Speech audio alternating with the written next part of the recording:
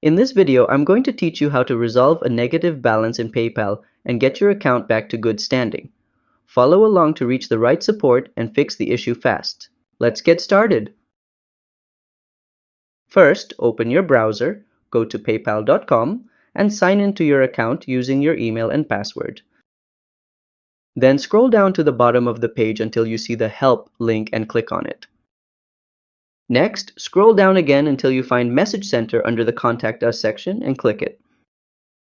After that, click Ask PayPal Assistant to begin a chat with the automated assistant. And finally, you'll be directed to customer support.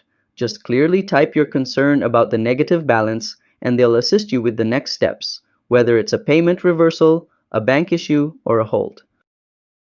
And that's how to fix a negative PayPal balance quickly. If this helped, give it a like and subscribe to How to Tutor for more practical solutions. See you next time!